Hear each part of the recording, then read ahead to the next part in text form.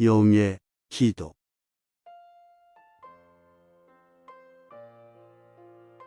이 시간에는 영의 기도, 챕터 2 기도의 실패 부분을 함께 묵상하도록 하겠습니다.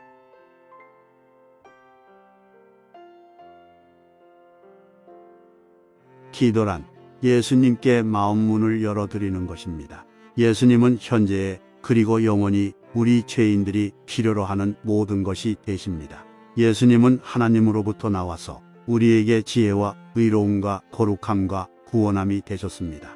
이 말씀은 기도의 목적, 곧 하나님의 구원 섭리 안에서 기도가 차지하는 위치와 중요성에 관한 성경의 가르침을 이해하게 해줍니다. 일찍이 예수님은 나를 떠나서는 너희가 아무것도 할 수 없음이라고 말씀하셨습니다.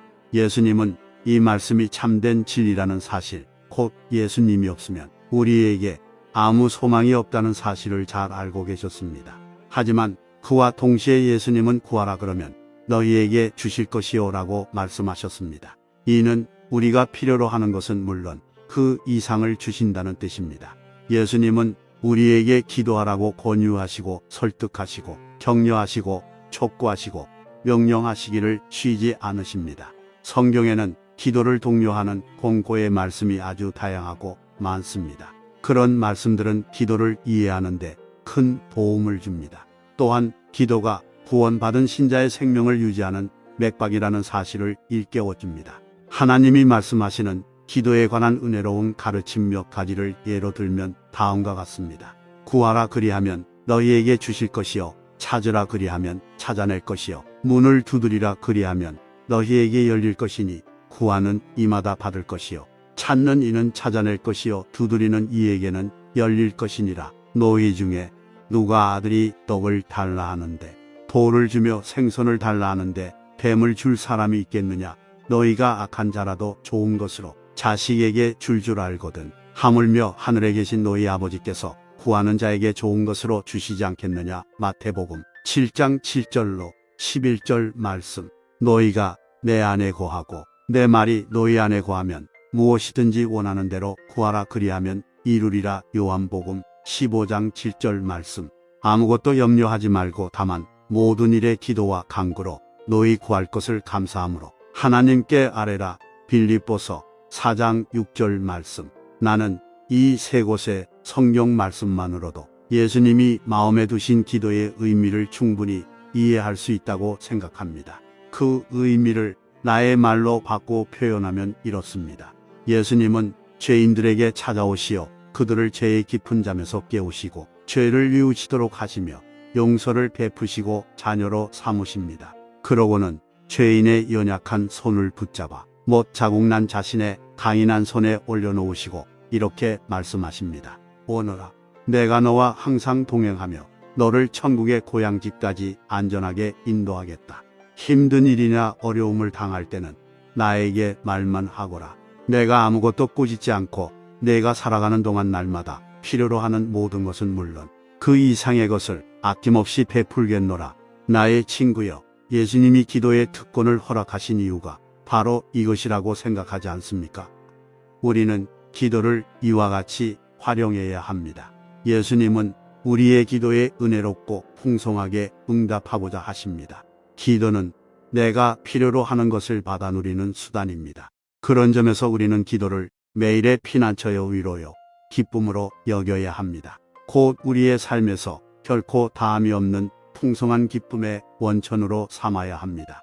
이런 사실은 하나님의 자녀가 기도를 소홀히 하는 것만큼 예수님을 슬프시게 하는 것이 없다는 점을 아울러 일깨워줍니다. 기도를 소홀히 하는 것은 곧 구세주와의 관계가 단절되고 내면의 생명이 말라붙어 절름발이처럼 되는 결과를 낳기 때문입니다. 사실 이런 지경에 이른 사람이 매우 많습니다. 그들은 기도를 소홀히 하는 탓에 영적 생명을 잃고 서서히 죽어가고 있습니다. 너희가 얻지 못함은 구하지 아니하기 때문이요라고 한숨 지으시는 하나님의 말씀을 대할 때면 하나님의 안타까운 심정이 절실히 묻어나는 듯합니다. 하나님은 우리가 필요로 하는 모든 것을 지니고 계십니다. 하나님은 오로지 우리에게 선물을 주시려는 마음밖에 없으십니다. 하지만 우리는 구하지 않습니다. 때로는 기도할 시간이 없다는 핑계를 대거나 기도하는 것을 잊었다고 말하기도 합니다. 이 때문에 우리의 영혼은 가정에서나 교회에서나 굶주림으로 비쩍 말라갑니다. 우리는 죄와 싸우며 주님을 섬기기는커녕 스스로 설 힘조차 없는 영적 절름발이나 난쟁이가 되어 살아갈 따름입니다. 나는 회심한 이후로 하늘에 계신 자비로운 하나님께 많은 죄를 지었습니다. 하나님과 함께 지내온 지난 25년 동안 그분에게 숱한 슬픔을 안겨드렸습니다. 하지만 회심한 이후로 내가 저지른 가장 큰 죄 곧 하나님을 가장 슬프시게 했던 잘못은 기도와 관련된 것이었습니다. 한마디로 기도를 소홀히 한 것이지요. 내가 많은 죄와 나태함에 빠졌던 원인은 모두 기도를 소홀히 한 데 있었습니다. 거룩한 기도의 세계를 더 깊이 알면 알수록 지금까지 수많은 기도의 기회를 놓쳐버린 것, 기도만 했더라면 하나님이 기꺼이 허락하셨을 많은 기도 응답을 날려버린 것이 나의 가슴을 얼마나 아프게 하는지 모릅니다. 그러면 우리는 왜 그토록 속절없이 실패하는 것일까요? 나는 하나님의 은혜로 기도를 시작하면서부터 줄곧 이 문제를 생각해 왔습니다. 우리는 누구나 자신은 물론 다른 사람에게 기도의 어려움을 인정하지 않을 수 없습니다. 그 어려움은 기도하는 행위 자체에 있습니다. 기도는 우리에게 진정 어려운 일이며 참으로 많은 노력을 요구하는 것처럼 보입니다. 거듭나지 못한 사람이 기도를 노력으로 생각하는 것은 조금도 무리가 아닙니다. 성경은 육에 속한 사람은 하나님의 성령의 일들을 받지 아니하나니 이는 그것들이 그에게는 어리석게 보이며 육신의 생각은 하나님과 원수가 되나니라고 말씀합니다. 물론 거듭나지 못한 사람도 때로 기도하고 싶은 심정이 듭니다. 예를 들어 위험에 빠졌거나 불현듯 종교심을 느끼는 경우에 기도의 욕구가 생깁니다. 하지만 그런 사람은 매일 규칙적으로 기도할 수 없습니다. 그는 하나님이 기도에 대해 그토록 까다로운 태도를 취하시는 것이 불합리하다고 생각합니다. 그는 대다수의 목회자나 설교자들이 요구하는 만큼 기도할 필요가 없는 이유를 스스로 생각해냅니다. 그는 이렇게 말합니다. 하나님은 건강하고 힘있게 열심히 일할 수 있는 사람들이 기도하는데 귀중한 시간을 사용하는 것을 원하지 않으실 거야. 특히 모두가 쉴 새 없이 바쁜 현대 사회에서는 더욱 그래. 거듭나지 못한 사람은 기도를 성가신 짐으로 여깁니다. 신령하지 못한 사람들은 이 짐을 짊어지려고 하지 않습니다. 개중에는 더러 매일 조금씩 하나님께 기도하는 사람도 있지만 그마저도 너무 과한 요구라고 생각합니다. 그들이 기도하는 이유는 단지 주님이 기도를 엄격히 요구하고 계신다고 생각하기 때문입니다. 거듭나지 못한 사람이 기도를 그런 식으로 생각한다는 것은 조금도 놀라운 사실이 아닙니다. 하지만 거듭난 신자들 가운데도 그런 생각이 널리 퍼져 있다는 사실은 진정 놀랍기만 합니다. 처음 주님을 영접했을 때는 열심히 또 부지런히 기도했습니다. 기도하는 시간이 하루 중 가장 행복한 시간이었습니다. 하지만 어느 정도 시간이 흐르면 기도 생활이 어렵게 느껴지기 시작합니다. 기도가 짐이자 노력이 되는 것입니다. 우리는 부지런한 태도로 기도에 충실하려고 노력하지만 기도의 골방에 들어갈 때면 종종 마지못해 기도하는 심정을 느끼게 됩니다. 한때는 구원받은 영혼으로서 하나님과 자유롭고 행복하고 감격스러운 교제를 나누었지만 이제는 기도가 점점 우리의 성격이나 의지로 격식을 차려 지켜나가는 의무가 되기 시작합니다. 기도가 노력으로 변할수록 기도 생활에 소홀하기가 더욱 쉬워집니다. 그런 경우 영적 생활을 훼손하는 결과들이 즉시는 아니더라도 확실하게 나타납니다.